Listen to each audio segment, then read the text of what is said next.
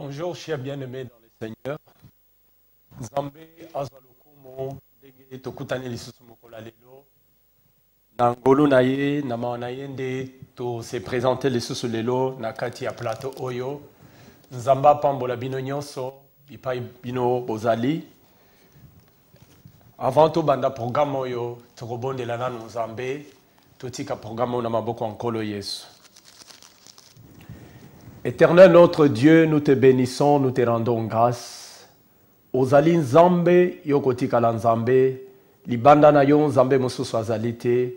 Te recommander programme oyo na maboko na yo nkolo Yesu, tiketo se manifester na pokwa na lelo, ndeko nyonso azali kolanda biso na pokwa lelo azala beni na kombo na Yesu Kristo. Grâce ngolu e bakozali kolona bomoi na ye, babota nyonso epambolama. Gloire na Nzambe et se manifester na kombo na Yesu Kristo ya Nazarete Nzambe na nkembo. Na telemeli nguya nyonso ezali ya bokeseni, force nyonso ezali ya opposition, na faire taire ba langage nyonso, na faire taire ba opposition nyonso, oyo nyonso ezokowuta na monde ya ténèbres, oyo nyonso ekowuta na mitema ya bato oyo bazali de mauvaise foi, nyonso ezala nul sans effet, na kombo na Yesu Kristo. Peuple na Nzambe, bazala béni na parole alléluia pokwa lelo, na kombo na Yesu Kristo. Nous avons ainsi prié, le Dieu vivant, au nom de Jésus-Christ. Amen. Chers bien-aimés dans le Seigneur, je me réjouis de me retrouver aujourd'hui devant vous, par la grâce de Dieu que nous sommes là. Et c'est la grâce de Dieu qui continuera toujours à nous porter. Ngolu ya Nzambe ne continue toujours comme mabiso. Poto croya kana ngolu ya Nzambe makasi. Parce que sans ngolu ya Nzambe, tokoka eloko mokote.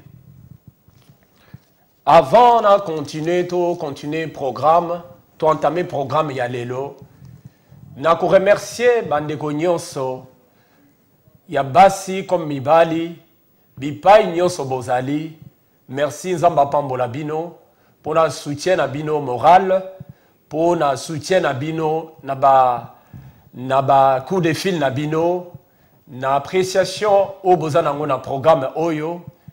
Bible lobi na biso ete, vous connaîtrez la vérité, et la vérité vous affranchira.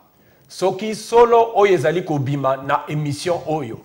Oyo ezali kobima na kati ya maloba na Nzambe au travers émission oyo. Ezali komemela obolamu na kati na bomoi na yo. Chers bien-aimés dans le Seigneur, continuez kolanda biso pour vina yo ekozwa forme mususu pour na gloire ya Nzambe, pour quelle que soit prison muto azali, quelle que soit prison ya ignorance mutako se retrouver, mais ayebete Nzambe kakande akoki kokangola ye. Yango merci pour na soutien na bino, ba téléspectateurs, bino bozali ba premier partenaire na biso, Nzamba pambola bino, et puis bo continuer ko soutenir biso. Soki Nzambe asimbi mitema na bino, a touché bino, boyeba ko benga biso comme vous le faites pour boyeba ko soutenir biso pour œuvre kende liboso et surtout financièrement. Je me présente encore une fois. Ngaya apôtre Romain, je suis là. Oya église, tout ministère New Hope Christian Center. Nous allons basé na London, na adresse au bozomona na écran. Soki ozali nesika okendekete Nzamba sungayo yeba koya pe kokutana na biso mokolo tokutana ka dimanche nyonso de 9h à 11h30. Place wanande tukumisaka Nzambe chaque dimanche tozali wana Nzamba apambola bino.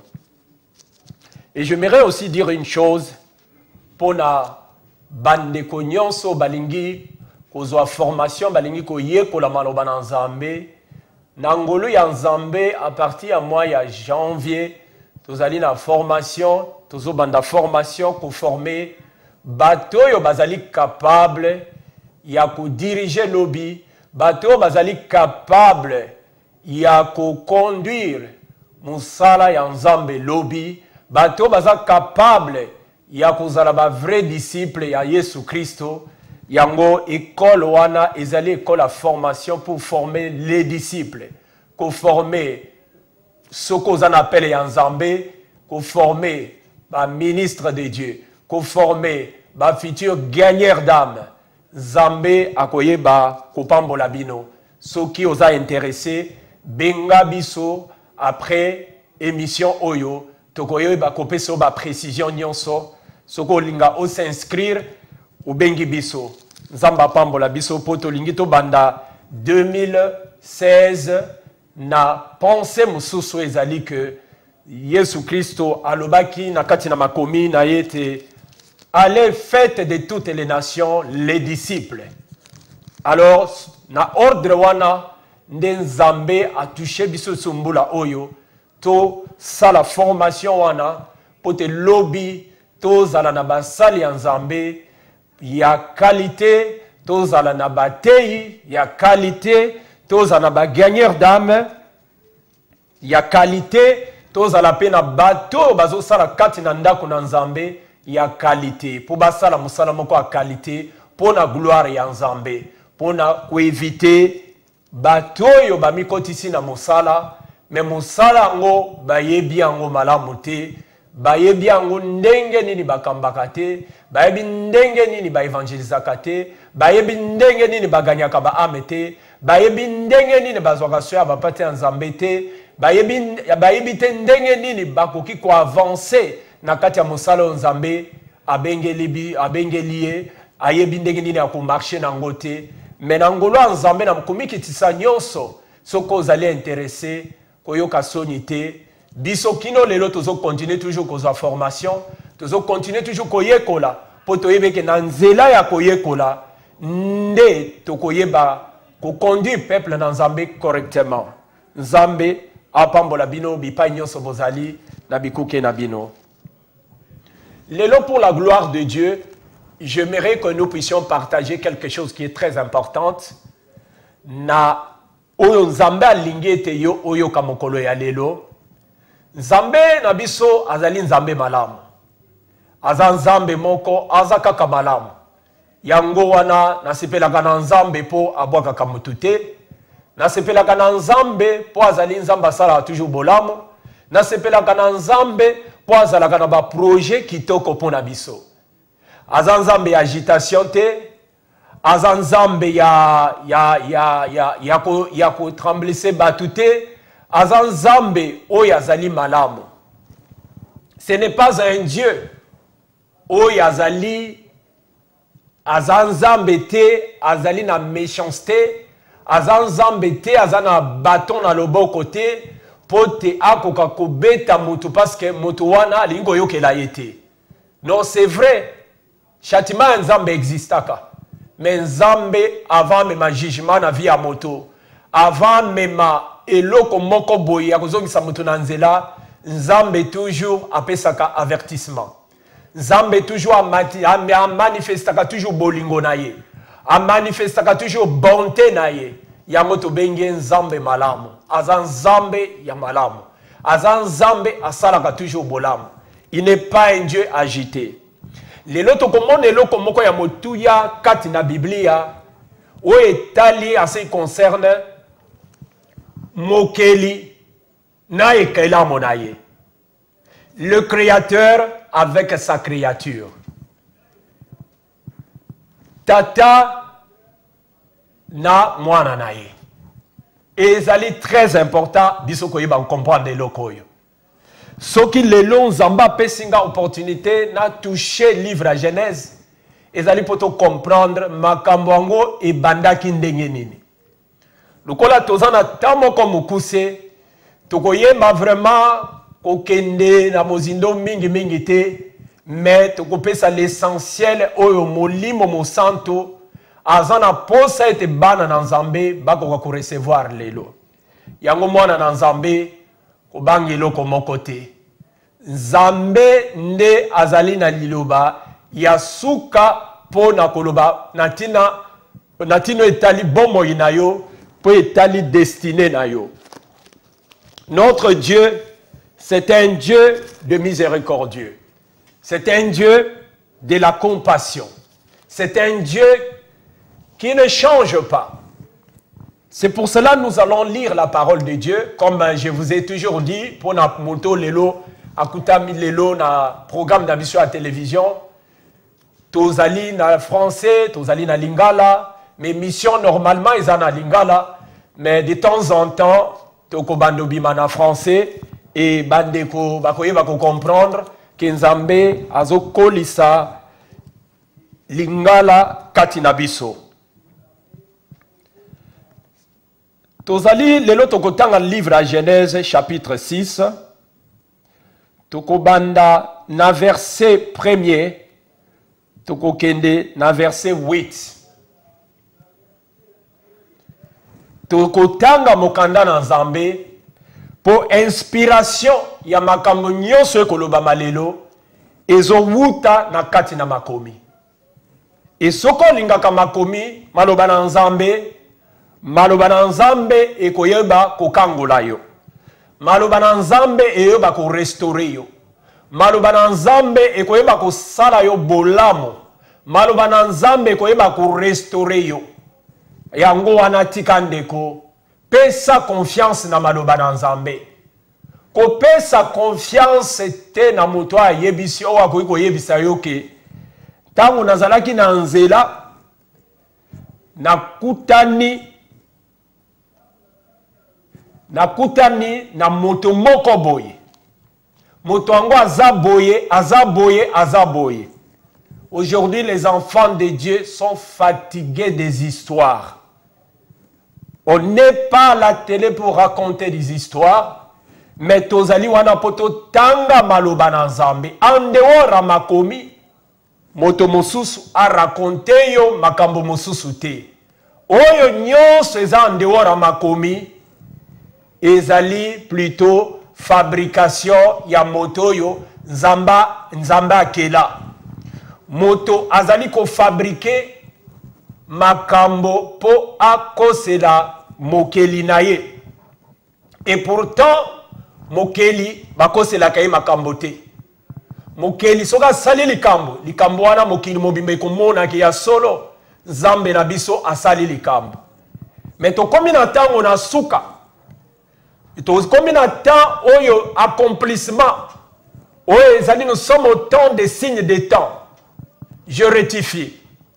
To komi na temps y a accomplissement. Il y a ba signe des temps presque nyonso. Mais le kola to komi na tango ya accomplissement ba signe des temps nyonso. To komona pe makambo ebele na kombo ya Nzambe. Yango ndeko pote batu bayebisa yo teke tango nazalaki kokende na nzela nakutani na moto moko songolo. Cher bien-aimé dans le Seigneur, malamu yeba Bible elobi nini na makambo etali na saison oyo tozali na histoire à monde oyo tozali. Peut-être ce n'est pas la fin du monde. Peut-être ce n'est pas la fin de toutes choses. Parce que les signes des temps, ce n'est pas synonyme de la fin du monde. Fin du monde eza eloko mususu.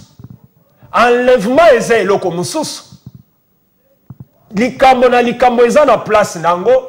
Saison na saison eza na makambo nango. Tikana tanga maloba na Nzambe poto évoluer rapidement. Genèse chapitre 6, le premier verset jusqu'au verset 8. Lorsque les hommes ont commencé à se multiplier sur la face de la terre et que les filles leur furent nées, les fils de Dieu virent que les filles des hommes étaient belles et ils en prirent pour femmes parmi toutes celles qu'ils choisirent. Alors l'Éternel dit, mon esprit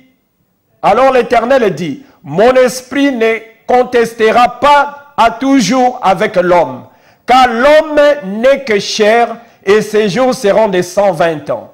Les géants étaient sur la terre en ce temps-là. Après que le Fils de Dieu furent venus vers le Fils des hommes, et qu'elle leur donnait des enfants. Ce sont ces héros qui furent famés dans l'Antiquité. L'Éternel vit que la méchanceté des hommes était grande sur la terre et que toutes les pensées de leur cœur se portaient chaque jour uniquement vers le mal. L'Éternel se repentit d'avoir fait l'homme sur la terre et fit affliger en son cœur. Et l'Éternel dit, j'exterminerai de la face de la terre l'homme. Alléluia. J'exterminerai de la surface de la terre l'homme. Et il fit affliger à son cœur. L'Éternel dit, j'exterminerai, je répète encore, j'exterminerai de la face de la terre l'homme que j'ai créé, depuis l'homme jusqu'au bétail, aux reptiles, aux oiseaux du ciel, car je me répands de les avoir faits. Mais Noé trouva grâce aux yeux de l'Éternel. Ça, c'est la parole de Dieu, chers bien-aimés. C'est une histoire vraie et c'est biblique. Et ce n'est pas quelque chose qui est fabriqué de toutes pièces. Parce que c'est biblique. Et c'est à partir de cela, ne tokoyeba, ko puise, ko comprendre, ta oyo tokomi oyo. Tokomi na ta moko ndenge ni toko discerner saison tokomi.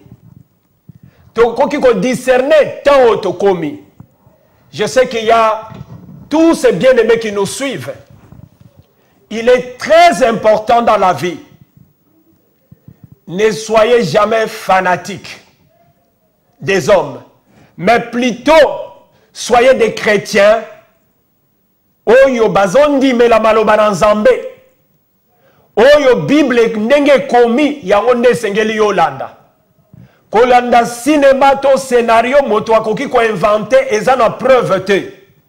Preuve na biso ezali nde maloba na Nzambe. Makambo nyonso tokoki komona na mokili.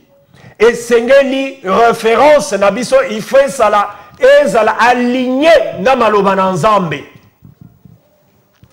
Ta ignorance esi esili. Tokomo kota na ta ya connaissance. Et sengeli oyeba. Awa to moni na kati na mokanda ya Nzambe. Ezalaki ne bandeli. Ezalaki nanu mokili nanu évoluer nanu mingi te. Mais to moni na mokanda ya Nzambe que Nzambe a yebaki ko connaître eloko moko ya mabe na kati ya temps après avoir yeko créé mokili.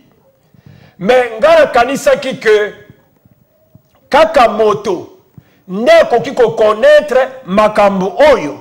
Mais kati na Bible tu remarquer que mokeli a komi dégoûté nekela monaye. Na misala ya ekela monaye.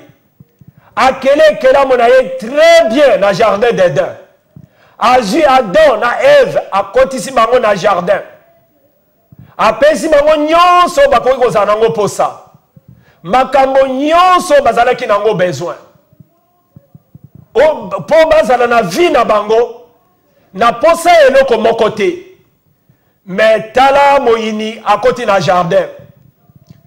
Tellement jalousie etonda ye na motema. Tellement kanda etonda ye na motema. Tellement zakomona makambo nyonso azalaki Nzambe azala kosalela Adam na Ève. Epesie motema mabe. Epesie kanda. Etindi ye envier. Etindi ye amona ke oyo ye akokaki kosala. Oyo ye akokaki kozala to azalaki. Moto mosusu bato mosusu bazui place wana bazali ko régner na place wana.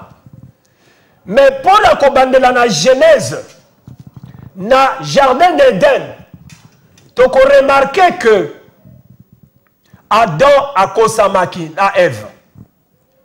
Adam ayebaki te ye na Ève que bazalaki na kati ya jardin ya prospérité. Bazalaki na kati ya jardin makambo nyonso ezalaki. bazalaki na kati ya jardin makambo nyonso ya malamu ezalaki. Mais Moïni enviaki bango. Et na ye konvie bango azwaki mokano ya kobebisa bango. Yango ndeko na ngai dans le Seigneur. Ndengo ozalaka wana oyebaka te ke Nzambe asa tombola yo. Nzambe asa pambola yo. Nzambe asa sala mingi kati na bomoi na yo. Mais ezali na bato to ezali na moto moko depuis kala aobservaka yo, atalaka yo, amonaka lolenge yo tambolelaka, amonaka ndenge nini yo sepelaka na vi na yo, amonaka ndenge nini yo olobelaka. Soko oza mosali na Nzambe amonaka ndenge nini yo teyaka, façon nini ozofongola maloba na Nzambe, azomona façon oza koarticuler français to lingala na yo malamu, azomona ndenge nini ozali na grâce ya Nzambe ya koteya maloba na Nzambe avec exactitude. Mais sika ya azali motema ezosala ye pasi, azoloba soki nakoka kokoma lokola ye, soki nakoka kokoma lokola apôtre tel, nakokoma lokola pasteur tel, nakokoma lokola prophète tel, nakokoma lokola docteur tel, nakokoma lokola évangéliste tel. Mais quelque part aza ko observer depuis kala, azoloba na motema na ye, ngai pe ifona koma lokola ye, ngai pe ifona sala lokola ye, ngai pe ifona sala nyonso na leka ye. Olia suka koloba ete ngai ifona koma lokola ye, mais a dépassé alobi ngai il fona leka ye. Et tango na koleka ye na kosukisa ye, na kotalisa ye ke kaka ngai nde Nzambe abenga, kaka ngai nde Nzambe alobelaka, batu mosusu Nzambe alobelaka bango te, kaka ngai nde nalotaka ba ange bautaka likolo bakitaka, moto mosusu te eza kaka ngai.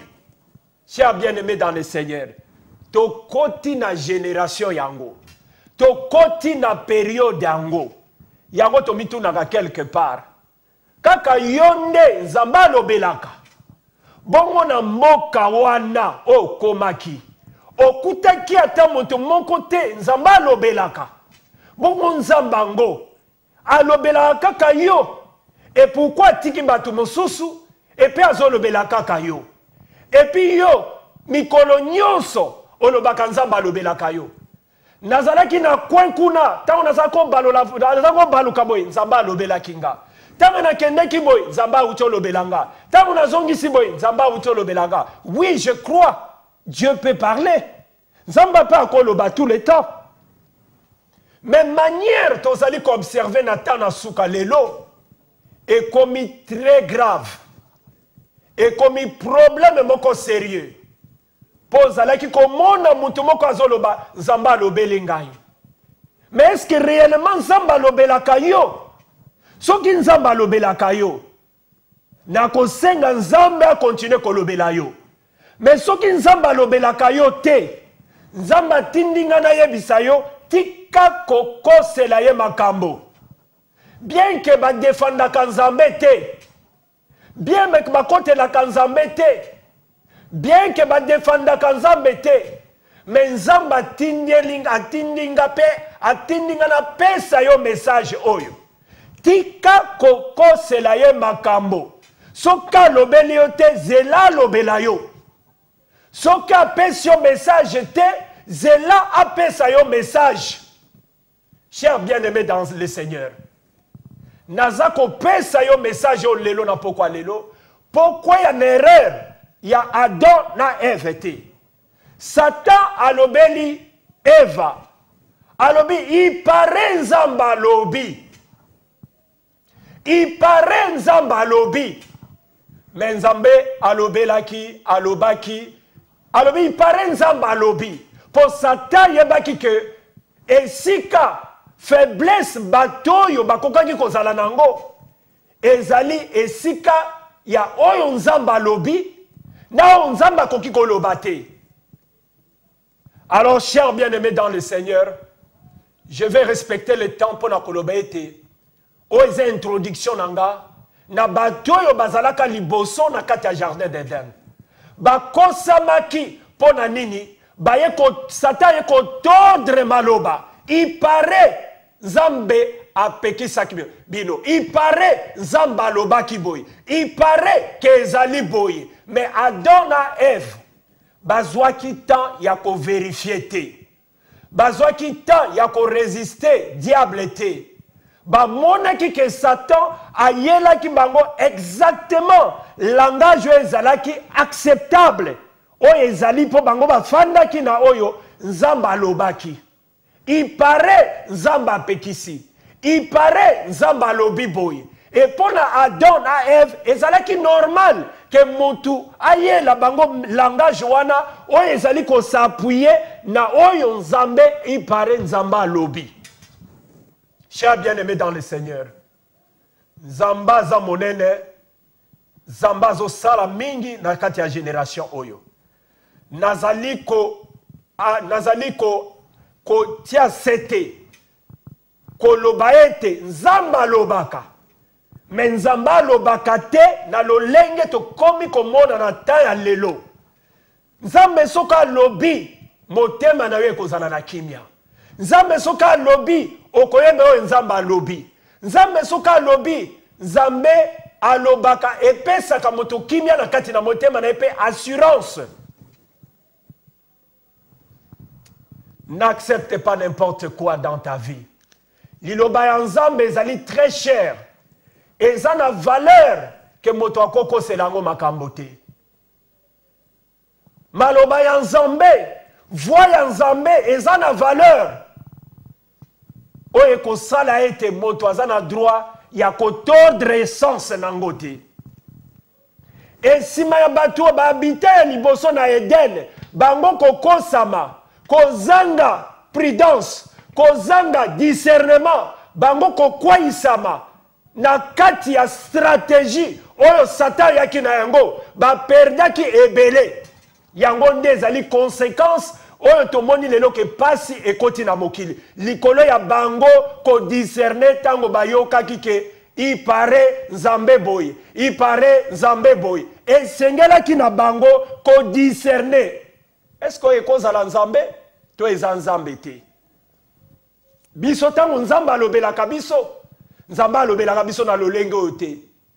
Mais Satan tango ayaki na jardin d'Eden, ayaki na gentillesse nyonso.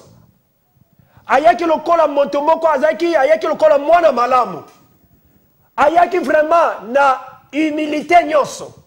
Ayaki na ba forme nyonso ya manipulation pe ya ko dominer. Ayaki na intimidation nyonso mena ndenge ya mayele nyonso. Moto soki azangi soki azana discernement te akoki ko comprendre te ke oyo ezali lokuta. Mais nzoka nde lokuta ebombanaki na se. Okanisi eza solo, mais lokuta ebombani na se ya solo. Yango ezotinda nga na yebiso mwana na Nzambe. Yeba ko discerner eloko nyonso koyoka ke Nzamba alobi. Nzamba pambola bomoi na yo. Tango tomoni pasi ekoti na kati na mokili. Ememi biso ti na verset 6, chapitre 6. Et talisi biso ke tellement mabe ekoti na mokili. Bandana no na jardin d'Eden. To komi na liwa ya Abel. Kaya bomi ndeko na ye. Likolo ya jalousie. Likolo ya motema mabe. Likolo ya observation. Kaya azalaki ko observe Nzambe ko pambola Abel. Azali ko kotala bolamu ni nango Abel azalaki ko sala liboso ya Nzambe. Kaya oliazo ya malamu oyo Abel azalaki ko sala, Kaya préféré à détruire ndeko na ye. Nzambe atuni Kaya. Wapi ndeko na yo Abel? Kaya lobi, est-ce que yo komisaki ngai? Suis-je le gardien de mon frère? Est-ce que ngana komaki yo, est-ce que ngai nazali sentinelle ya ndeko nanga kokengela ka ndeko nanga? Jalousie et mataki na motema. po amonaki ke Abel nzambe aza kopambola ye, nzambe aza korestore vi na ye, nzambe aza kosala ye bolamu. Mais toememi biso rapidement na verset chapitre 6. Malgré kosala na bango lisumu na kati ya jardin d'Eden Adam na Eve, nzambe ayebaki kotia protection kati na bomoi na bango. Malgré liwa ya Abel, Bible elobi na biso ete le sang d'Abel a crié vers Dieu. Mais heureusement aujourd'hui dans notre temps, le sang de Jésus parle mieux que le sang d'Abel. Chers bien-aimés dans le Seigneur, tomoni likambo ya Adam na Eve. Satan zalaki ko observer bango. Toye komona Abel, Kayan zalaki ko observer bango. Yango motuna na kotuna yo na pokwa na lelo. Nanango a contemplaka yo. Nanango a observaka yo. Nanango a lulaka yo. Nanango a monaka ke soki na koki kokoma lokola ye. Chers bien-aimés dans le Seigneur, keba na bomo yina yo. Soki ezali na batu bazali ko contempler vi na yo. Soki ezali na batu bazali ko sepela na ko observer vi na yo, ko sepela te me ko observer vi na yo. Ko mona ke nzamba sali obolamu. Yeba ete loko yela ka mutu ya liboso na mutu a mutu. Lo lenge nini na kuko sana na koma lokola ye. Ya mibale lo lenge nini na kuko sala pote na boto la ye oye zali place na ye. Lo lenge nini na kosala pona détruire ye pona koma na place na ye ponga na lobake nzamba lobela kangai nzamba lobela kaye lisusu te. Comment okoki koloba ozui place ya motu, o détruire vie ya motu, o manipuler vie ya motu? Comment okoki koloba ke nzamba lobela kaye lisusu te ngai nde nzamba zo lobela? Wane ezali ba œuvre ya diable. Oto bengi échange ya ba destinée. Moto azi destinée na yo. Oya ye ya mabe azu apesi yo ango. Yango tango nzamba zo tombola yo. Tango nzamba zo sala bolamo kati na vi na yo. Yeba ko observer. Yeba ko yeba. Sale fora ko yeba. Banani bazali na entourage na yo. Moto ate kaka Yesu ezalaki kaka Juda. Moto ayebaki malamu. Juda azalaki toujours qu'observer Jésus. Na motema ya Juda ezalaki teke afanda na Yesu Kristo. Na motema ya Juda ezalaki likambo mosusu. Chers bien-aimés dans le Seigneur, yango Bible elobi na biso na chapitre 6 ke après ba mabe wana nyonso mabe zo continuer ka kokola. Ils ont continué à grandir. Ils ont continué à grandir. Ils ont continué à grandir. Et comme il a point à chapitre 6, Bible et l'obiete et comment qui na moment que bana ya bato ba koma ki ko sangana na ba ange déchu et ba koma ki ko sala reproduction moko. Oye ezalaki na kati bakome ko sala procréation moko oye ezalaki na kati ya programme ya Nzambe te. Bakome ko sala makambo ya mabe makasi. Nzambe asepelaki te. Nzambe azalaki na esengo ata mokete na kati na ye. Mais Bible elobi que à verset 5, l'Éternel vit que la méchanceté des hommes était grande sur la terre, et que toutes les pensées de leur cœur se tournaient chaque jour uniquement vers le mal. L'Éternel s'est repenti d'avoir créé l'homme. Nzambe a regretté. Pourquoi? Nzambe a toubeli soki balobela ngo bongo na lingala. Nzambe a toubeli, Nzambe a regretté. Pourquoi akelaki moto? Tradition ya malamu, interprétation ya malamu elobi na verset 7. L'Éternel dit, j'exterminerai de la face de la terre l'homme que j'ai créé, depuis l'homme jusqu'au bétail, aux reptiles et aux oiseaux des cieux, car aux oiseaux du ciel, car je me répands de les avoir faits. Na regretté ndenge na kela moto. Et conversation oyo argument oyo elobeli oyo Nzambe ayaki kolobango epai ya Noé.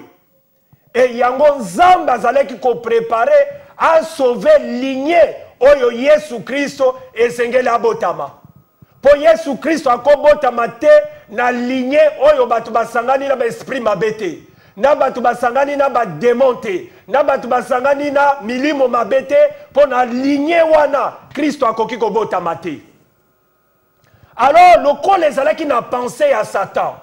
Ezalaki ke embrouiller à détruire lignée oyo Kristo esengela kabotama Nzambe pe a préparé pe plan B na ye depuis ebandeli Nzambe a préparé ki plan B na ye soka bomaki nyama azui poso ya nyama lasi Adam na Ève ezalaki signe déjà Nzambe atelese ke Adam na Ève ke malgré moto singaite malgré mosali masumu ngai Nzambe na préparé plan ya rédemption na kobwaka bino te ezalaki déjà likanisie pa Nzambe po na kotinda Yesu Kristo depuis ebandeli que Kristo efala ya na mokili. Mais Satan c'est comme si quelque part a comprenaki que Nzambe aza na plan B. Yango wana akomaki ko détruire nyonso oyo ekokaki kosala ke Yesu Kristo abotama. Pote Yesu Kristo nde Bible bengi le second Adam. Oyo esengela ya ko réconcilier mokili. Et réconcilier mokili na Nzambe. Et réconcilier batu na Nzambe. Alors esengela ki abima la lignée moko oyo lignée oyo Nzambe abongisaki ke esengeli mwana na ya botama. Mais une chose est vraie. Comment mokeli a commis qu'on regrettait misala mokeli a regretté misala ya ekela monaye akele ekela monaye bien na jardin depuis rébellion et côté na jardin d'Éden rébellion soukate et banda na Adam et Ève et kitati na Caïn depuis Caïn et kitati na génération et comment que de génération na génération ti corruption et koti pour ça en sorte que lignée moko lisusu te Nzambe akoki kosala makambo na ye ekozala lisusu te. Mais lelo tozotala ete Nzambe asali moto bolamu Nzambe asali moto bien atie ye na condition moko ya malamu malade ezali te pasi ezali te komitungisa ezali te kolela ezali te souffrance ezali te moto azalaki bien na jardin d'Éden. Mais comment moto akoki koyoka mongongo mususu atiki mongongo ya Nzambe ma préféré ayoka mongongo ezo sonné kitoko koleka ya Nzambe. Chers bien-aimés dans le Seigneur, que bana mongongo ozali koyoka mikolo yo, que bana motoyo azali ma moto azolobela yo mikolo. Bible même elobi que faites attention sur ce que vous entendez. Que bana oyo ozali koyoka. Elobi ndeko moko alobi apôtre et tonga na kendeke il paraît ba pekisaka batu ba réfléchir. Chers bien-aimés dans le Seigneur, tozana trois sortes de discernement. Tozali na discernement naturel. Oh muto abotami ayemi ko discerner le bien et le mal. Ayemi ke oh bazoko sangato bazoko sangate. Tozana discernement to bengi discernement intellectuel. Et wuti na kelasi oyo tangi. Otangi kelasi, aussi ici école primaire, aussi ici école secondaire, aussi ici université, mais on a pas point moko boye, okoko samadi sousouté. J'étais très étonné, il y a comme on a que moto atangi ma classe est belé, azana ba diplôme est belé, atangi ma classe ya ndenge na ndenge, ma fandi devant mutazoko sabango. Et ça normalité. Intellectuellement, c'est un péché. Et ça gaffe mon aide. Ozali na droit, il y a qu'à réfléchir. Un homme a été créé pour réfléchir naturellement. Au kanisa, au tala, au sala, au zana discernement, au nzambe atinda au namokili. Au talo ezaya solo, to ezaya solo ti. discernement intellectuel ataka pour la classe yo tanga. O comment on te que bazo me mabino direction mususu. O comment on te que mutu aza en face na yo azali ko tromper yo. O ko comprendre te que makambo eza yango te. Mutu aya bimele mbala moko ayebisa yo ke lobby mercredi ezali jour enlèvement ekozala. Ezali jour fin du monde ekozala. Moto wana kondima ye ata kutu mokili ezo ningana lelo na makambo oyo toyebi biso nyonso. Fin du monde ezalobi te. Enlèvement ezalobi te. Tozo ndima ki enlèvement ekoki kokoma à tout moment même na buto lelo même lobby même après lobby. Mais mutu soka komo bangisa yo ki enlèvement ezalobi mercredi. Wana bimina kati na maloba na Nzambe. Je crois que l'enlèvement fait partir des enseignements. Oyo nayebi nangolu ya Nzambe ko partager na bandeko.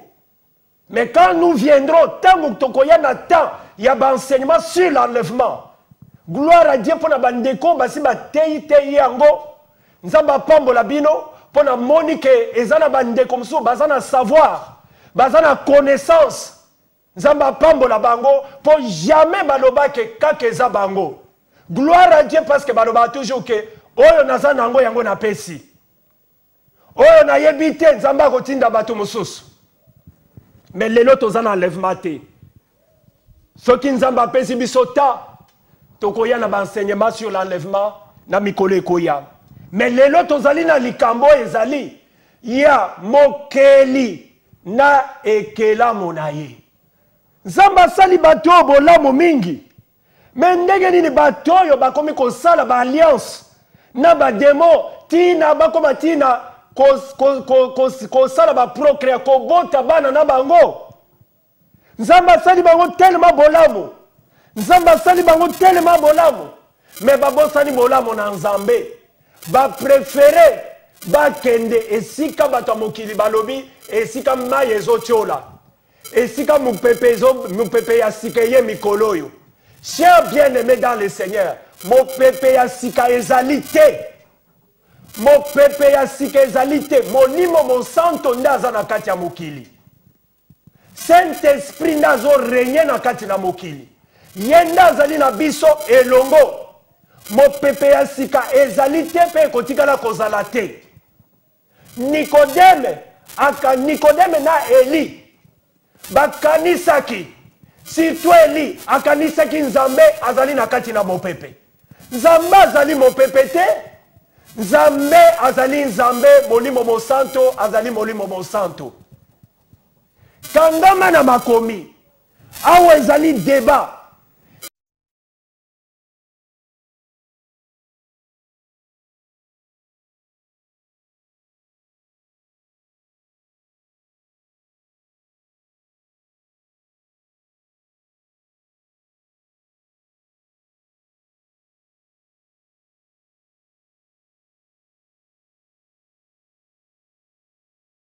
Kalamingi te 2016. Tozo compte na 2016 na culture ya kozala motema malamu. Ya ko reconnaître bolamo oyo Nzambe asali yo. Ya ko reconnaître bolamo oyo ba parents na yo basala yo. Ya ko reconnaître moto ya bokola yo. Bolamo ya sala yo. Ko reconnaître entourage na yo. Atana mukeba contribuaki. Atana mukeba salaki. Atana vera mai bapesa kio. Zala reconnaissant pour 2016 mbule ya sika ezala bolamu ezala malamu pona yo.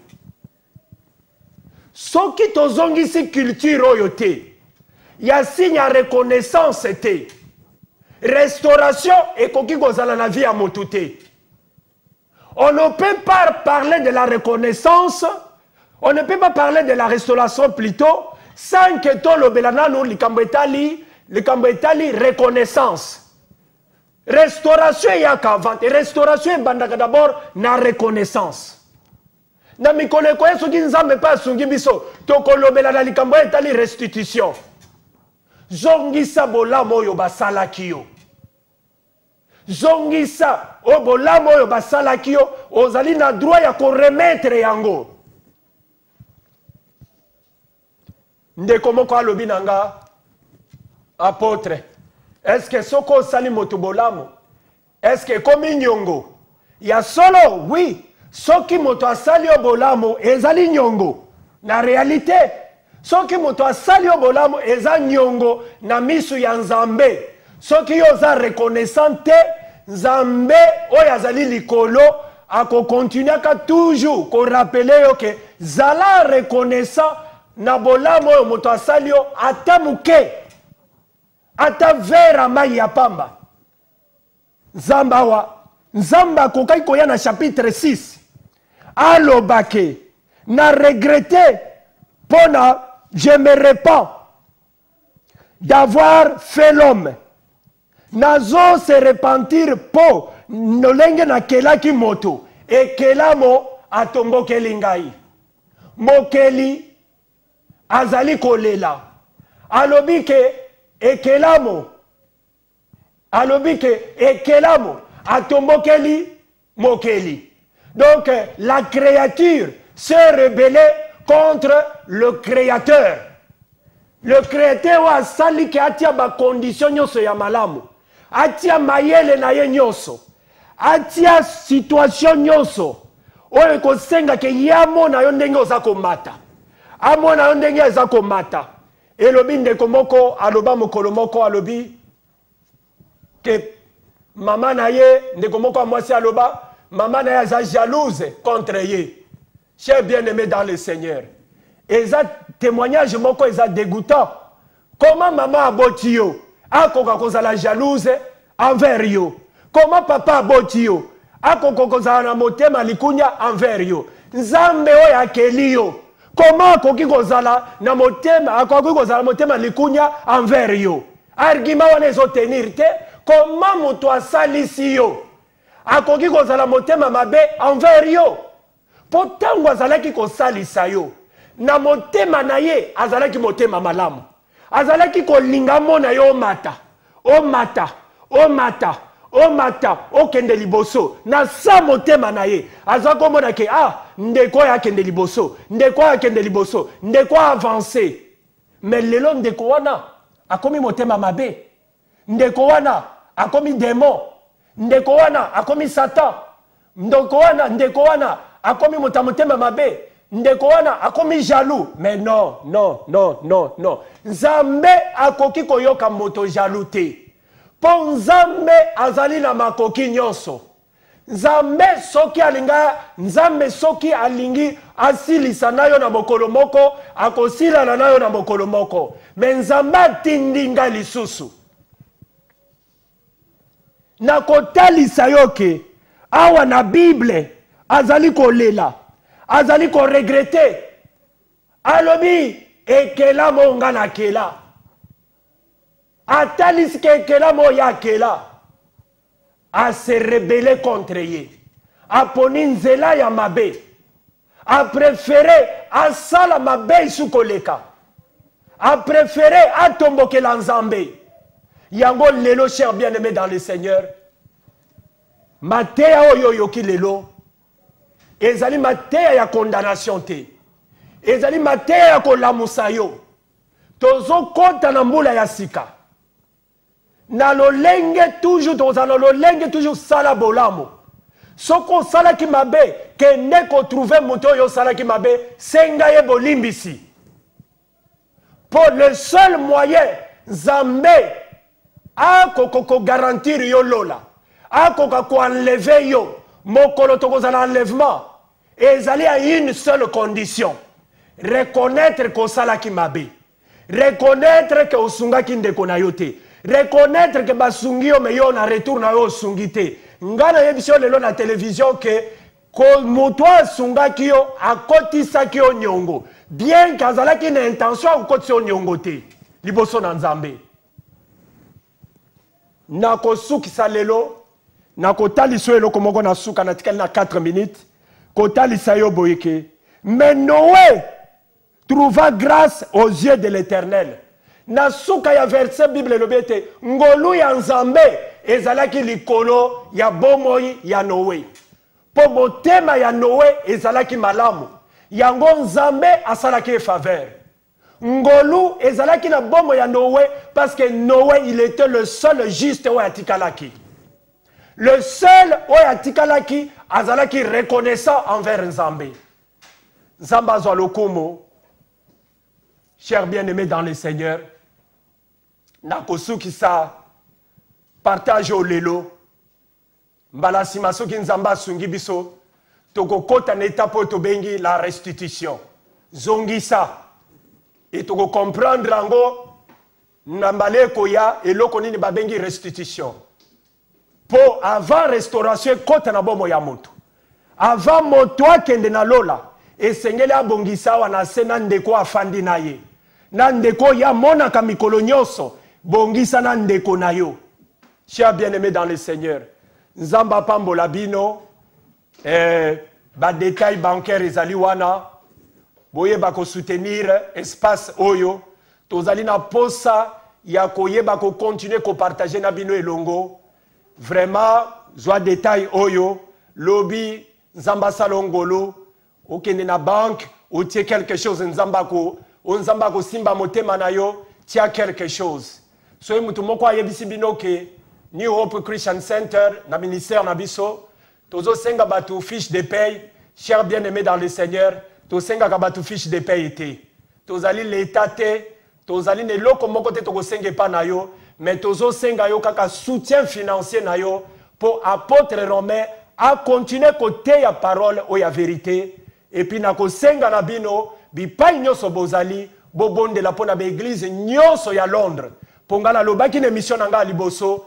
église moko ekokanga te lo sambo nanga be église nyonso ekotikala be église nyonso ezali utile na ville otozali et puis be église nyonso continue ko avancer lo sambo nanga be église progresser pona lo kumu na Nzambe et bino bipai obozali soko zange esika ya kokende contacter biso tokoyeba kopesa ba détail ndeni ukokomela biso na etonga na Nzambe Nzamba pambola bino et puis le boko na Nzambe visiter ba famille na bino yango na kobondela avant to silisa programme na biso Nzambe na nkembo Nzambe na bomoi pambola mwana na yo moko lelo ayoki maloba na yo gloire na yo se manifester likolo na bomoi na ye nkolo Nzambe na bomoi restauration pe transformation za total kati na vie na pe na libota na ye tika changement ekota nkolo Nzambe na bomoi tika eto fongola bango miso ba comprendre na nguya maloba na Nzambe mokonzi na bikamwa bana na yo bazala restaurer